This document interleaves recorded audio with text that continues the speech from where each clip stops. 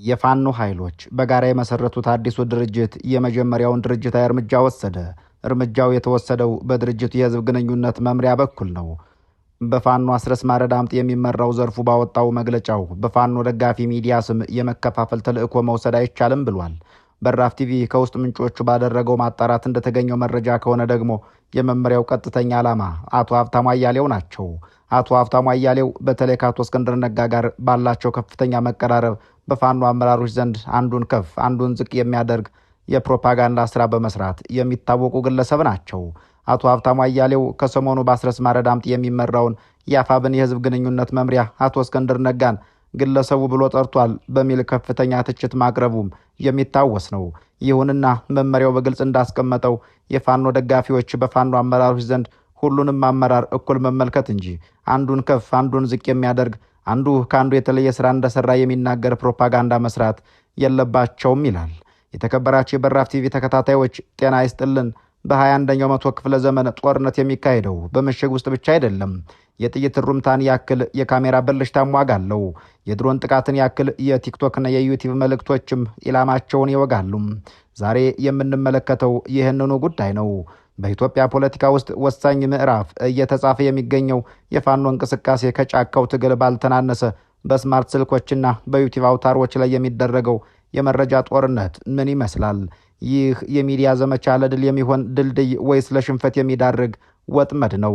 ከዩክሬን እስከ መካከለኛው ምስራቅ ያሉትን ዓለም አቀፍ ተሞክሮች በመቀመር የፋኖን የሚዲያ አጠቃቀም ፋይዳውንና አደጋውን በጥልቀት እንፈትሻለን። አብራችሁን ቆዩም። በዘመናዊ የትጥቅ ትግል ታሪክ ውስጥ ሚዲያ ሁለተኛው ግንባር ወይም ዘ ሰከንድ ፍሮንት ተብሎ ይጠራል።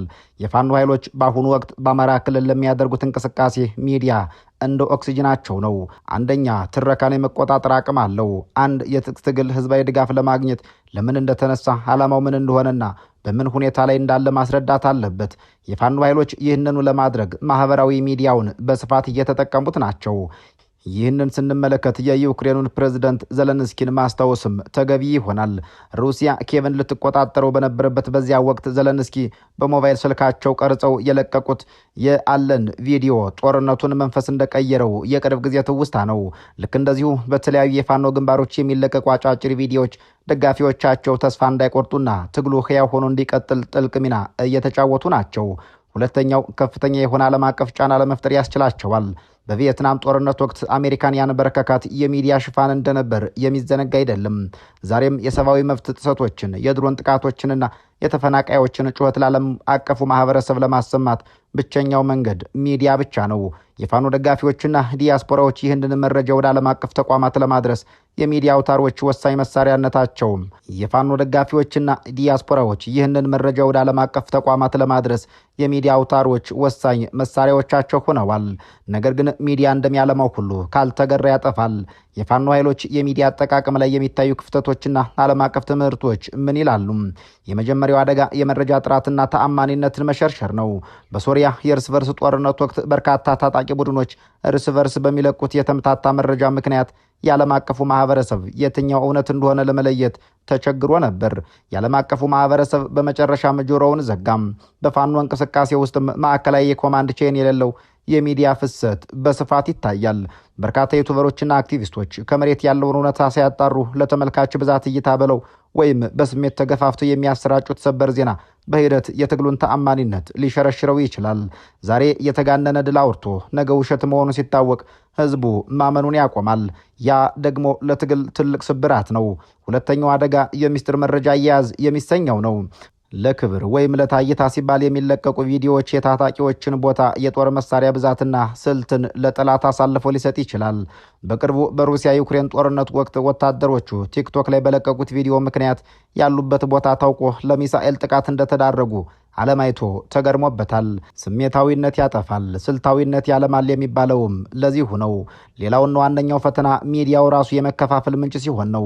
በሊቢያ ጋዳፊ ከወደቁ በኋላ የተለያዩ ታጣቂ ቡድኖች አንድ የጋራ ራዕይ ከመያዝ ይልቅ በየፊናቸው በሚዲያ በሚያደርጉት ንትርክ ሀገሪቱ ወደ ለየለት ትርምስ ውስጥ ገብታለች።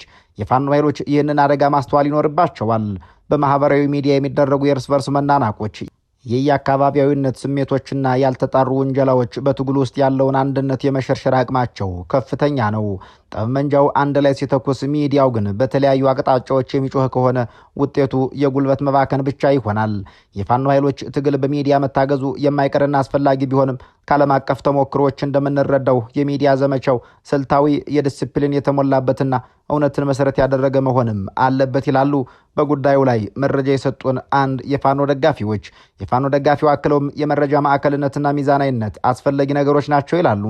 መረጃዎች ከተጣራ ምንጭ ብቻ የሚወጡበት አሰራር መዘርጋት አለበት ይላሉ። ድል ሲገኝ ብቻ ሳይሆን ፈተና ሲገጥምም እውነቱን በመናገር የህዝብን አመኔታ ማስቀጠልም ተገቢ እንደሆነ ያነሳሉ። እያንዳንዱ ካሜራ የያዘ ሰው ጋዜጠኛ አይደለም። እያንዳንዱም መረጃ ለፌስቡክ አይሆንም። ሚዲያ የዘመናችን የጦር መሳሪያ ነው። በጥበብ ከተያዘ ነጻ ያወጣል፣ በስሜት ከተያዘ ግን የያዘውንም ሰው ይፈጃል ይላሉ። ትግሉን የሚመሩ አካላትም ሆኑ የሚዲያ አርበኞች ከስሜት ይልቅ ስሌትን፣ ከጩኸት ይልቅ ለውጤት ቅድሚያ ሊሰጡ ይገባል ይላሉ። የተከበራችሁ ተመልካቾች፣ ሚዲያ በጦር ሜዳ ላይ ያለውን ስነልቦናዊ ተጽዕኖና የመረጃ ጥራት ፈተናዎችን አስተንትነናል። ነገር ግን የፋኖን ትግል የሚዲያ ተጽዕኖ ሙሉ ለሙሉ ለመረዳት እይታችንን ከአማራ ክልል ተራሮች አልፈን ወደ ባህር ማዶ ማሻገር ይኖርብናል። ቀጥለን የምንጠይቀው ወሳኝ ጥያቄ በሺዎች ኪሎ ሜትር ርቀት ላይ ያለው የዲያስፖራ ሚዲያ ትግሉን እየጠገነ ነው ወይስ እያለዘበ ነው? መንግስትስ በዲጂታል ግንባር ምን አይነት የመልሶ ማጥቃት ስልትን እየተከተለ ነው? ጦርነቱ በጠረጴዛ ሲፈታ በማህበራዊ ሚዲያ እየተፈጠረው ቁርሾ እንዴት ይሽራል? ከስሪላንካ ታሚል ታይገሮች እስከ ኮሎምቢያ ሽምቅ ተዋጊዎች የነበረውን ታሪክ እያነሳን የፋኖን ቀጣይ የዲጂታል ፈተናዎችን እንመልከተው። በዘመናዊ የፖለቲካ ሳይንስ ውስጥ ሎንግ ዲስታንስ ናሽናሊዝም ወይም የረጅም ርቀት ብሔርተኝነት የሚባል ጽንሰ ሀሳብ ይገኛል። ይህ የሚያብራራው በአካል በጦርነቱ ውስጥ የሌሉ ነገር ግን በገንዘብ በሀሳብ ትግሉን የሚዘውሩ አካላትን ሚና ነው። በፋኖ ትግል ውስጥ የውጭ ሀገር ሚዲያዎችና ዩቱበሮች ሚና ከፍተኛ ነው። ይህ የሎጂስቲክስ ነዳጅ በመሆን ትልቅ ጠቀሜታ እንዳለው አይካድም። ትግሉ አቅም እንዳያጣ የገንዘብና የሞራል ድጋፍ በማሰባሰብ ረገድም ዲያስፖራው የሚዲያውን ኃይል ተጠቅሟል ማለት ይቻላል። ነገር ግን ዓለም አቀፍ ተሞክሮች እንደሚያሳዩት ይህ አካሄድ የራሱ የሆነ የተዛባ እውነታን የሚፈጥር ነው። ለምሳሌም በስሪላንካ የታሚል ታይገሮች ጠንካራ የነበሩት በውጭ በሚኖሩ ደጋፊዎቻቸው ድጋፍ ነበር። ነገር ግን በውጭ ያሉት ሰዎች ከመሬት ያለውን መራራ እውነትና የህዝቡን ስቃይ ሳይሆን በስሜት የተሞላውን ድል ብቻ የሚለውን ትረካ ይፈልጉት ነበር። ይህም በመሬት ላይ ያሉት ተዋጊዎች ስልታዊ ማፈግፈግ ወይም ድርድር እንዳያደርጉ ጫና ፈጠረባቸው። በፋኖ እንቅስቃሴ ውስጥም ተመሳሳይ አደጋ ይታያል። በምቾትና በሰላም ቀጠና ውስጥ ሆኖ ሚዲያውን የሚመራው አካል እሳቱ ውስጥ ካለው ህዝብ ስሜት ይልቅ የራሱን ፖለቲካዊ እርካታ ሊያስቀድም ይችላልና ነው። መሬት ላይ ያለው ሰው ሰላም ሲናፍቅ ማዶ ያለው ሰው ጦርነትን ያራግባል የሚባለው አጣብቂኝም እዚሁ ጋር ይፈጠራል። ሚዲያ ለፋኖ መሳሪያ እንደሆነ ሁሉ ለመንግስትም ኢላማው ነው። መንግስት እጁን አጣጥፎ አይቀመጥም። ከዓለም አቀፍ ተሞክሮች አንጻር መንግስታት 3 ዋና ዋና እርምጃዎችን በሚዲያው ላይ ይወስዳሉ። የመጀመሪያው የመረጃ ፍሰትን ማፈን ነው። በኢትዮጵያ በተደጋጋሚ እንደታየው ሁሉ የኢንተርኔት መዝጋት የፋኖ ኃይሎች በመካከላቸው እንዳይገናኙና መረጃው ለዓለም አቀፍ ማህበረሰብ እንዳያደርሱ ይደረጋል። ይህ በሚያንማር ወይም በበርማ የነበረው ወታደራዊ መንግስት በተቃዋሚዎች ላይ የተጠቀመበት ዋነኛው ስልቱ ነው። ጨለማ ውስጥ የሚደረግ ጦርነት ለተጠቂው አካል ከባድ ይሆናል። ሁለተኛው ደግሞ የተደራጀ የፕሮፓጋንዳ ዘመቻ ማካሄድ ነው። መንግስት የመንግስት ሚዲያዎችና በማህበራዊ ሚዲያ የተደራጁ ቡድኖችን በመጠቀም የፋኖን እንቅስቃሴ ስርዓት አልበኝነትና ዝርፊያ አድርጎ የመሳል ስራ ይሰራል። ይህ አካሄድ ገለልተኛ የሆነውን ህዝብ ለማደናገር የሚደረግ ሲሆን፣ ስለዚህ የፋኖ ሚዲያ ፈተና በመልእክት ማስተላለፍ ብቻ ሳይሆን ይህንን የመንግስትን ቴክኖሎጂና ተቋማዊ የመረጃ አገዳጥሶ ማለፍ መቻል ነው። ያለበለዚያ የሚዲያ የበላይነቱ ወደ መንግስት ይወሰዳልና ነው። የመጨረሻውና ምናልባትም የከፋው የሚዲያ ጠንቅ የሰላም መንገድን መዝጋት ነው። በማህበራዊ ሚዲያ ስልተ ቀመር ምክንያት ወይም አልጎሪዝም ምክንያት ሰዎች መስማት የሚፈልጉትን ብቻ እየሰሙ ተቃራኒውን ሐሳብ እንደ ጠላት እያዩ ይመጣሉ። ይህ ኤኮ ቻምበር የሚሰኘው ነው። የፋኖ ሚዲያዎች ተከታታዮቻቸውን ለግል ለማነሳሳት ሲሉ የመንግስትን አካል ወይም ተቃራኒውን ወገን ሙሉ ለሙሉ ሰይጣናዊ አድርገው ስለሳሉት ወደፊት ችግሩን በውይይት ለመፍታት የማይቻልበት ደረጃ ይደረሳል እንደማለት ነው። በኮሎምቢያ መንግስትና በፋርክ አማጽያን መካከል የሰላም ስምምነት በተደረገ ጊዜ ህዝቡ በሪፈረንደም አይሆንም ብሎ ውድቅ አድርጎት ነበር። ለምን የተባለ እንደሆነ ለዓመታት በሚዲያ ሲዘራ የነበረው ጥላቻ ህዝቡ ሰላምን ዝግጁ እንዳይሆን ስላደረገው ነው። በአማራ ክልል ያለው እንቅስቃሴም ፖለቲካዊ መፍትሄ ሊበጅለት ሲታሰብ በማህበራዊ ሚዲያ የተፈጠረው እርቅ እርም ነው የሚል እሳቤ የፋኖ መሪዎች ወደ ድርድር እንዳይመጡ ወይም ህዝቡ ሰላምን እንዳይቀበል እንቅፋት ሊሆን ይችላል። ሚዲያው ዛሬ የሚያቀጣጥለው እሳት ለነገ ለሰላም የሚዘረጋውን ድልድይ እንዳያቃጥለውም ከፍተኛ ጥንቃቄ ያስፈልጋል ይላሉ ባለሙያዎች። አክለውም የፋኖ እንቅስቃሴ በሚዲያ እገዛ ድምፁን ማሰማቱ ተገቢ ቢሆንም ከስሜታዊነት የጸዳ ከመሬት ላይ ካለው እውነታ ጋር የተገናኘና ለነገው ሰላም በር የማይዘጋ የሚዲያ አካሄድ ያስፈልገዋል ይላሉ። በተለይም በውጭ ዓለም የሚኖሩ አክቲቪስቶችና ሚዲያዎች ከደመና ላይ ሆነው ከሚያዘዙት ትግል ይልቅ መሬት ላይ ያለውን ህዝብ ትንፋሽ ማዳመጥ ይኖርባቸዋል።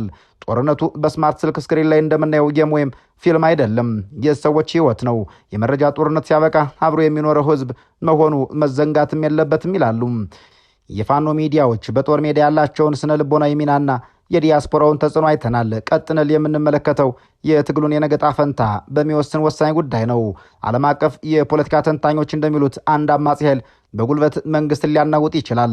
መንግስት ሆኖ ለመቀጠል ግን ተቋማዊ ልሳኔ ያስፈልገዋል። የፋኖ ሚዲያ አሁን ካለበት የደመነፍስና የተበታተነ ሩጫ ወጥቶ እንዴት ወደ ተቋማዊና ስትራቴጂካዊ መዋቅር ሊሸጋገር ይችላል?